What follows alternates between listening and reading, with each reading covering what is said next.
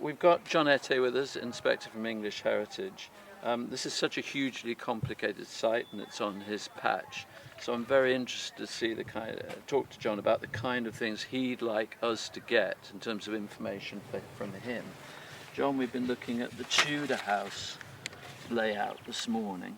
Yep. With the walls and various other things. Practically speaking, how much of this would you like to see, and in terms of extent, depth and things like that, are those your goals as they usually are? What would you like? Enough to characterise it, definitely, right. But also, quite frankly, we don't know enough about the survival of these things, and also whether there's any associated remains and how they fit together, how the mansions fit together, and how the gardens overlap with each other, so to speak. Yeah. So it's coming up with a credible amount of information that we can help advise the landowner Hector what to do with it next. And at the moment, we're thinking about going for the gatehouse. Okay. On the basis of Stuart saying that if we can locate it, that we can then play symmetry games with it. Does that? Oh, no, that's an excellent idea, because then you'll get the court in front as well, and obviously, with luck, it should be some chunky pieces of material. The other thing John suggested is he'd also like to get the corners of the building, potentially. Yeah.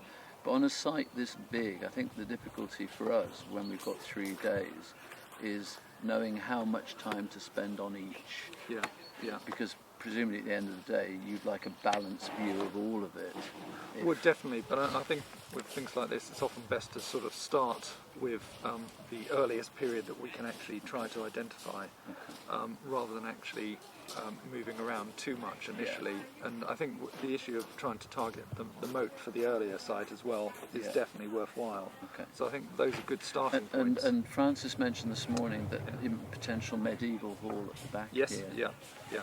Which, if that is there, that'll be an excellent result. What's clear is that at Henham, the whole site is under-designated, as far as we can tell. Right. We've got the only... Is that an embarrassment for something to be under-designated? It can be, yeah. But only if it's nationally important. I mean, the issue here is the park is registered at grade 2, which now is the sort of site that goes on our risk register. So I'm quite interested in whether there's elements at risk. If there is, then we can actually come in and help with some grant aid and actually sort things out. But if there's top quality archaeology, then it means that the site could be looked at as being nationally important, so you can schedule it.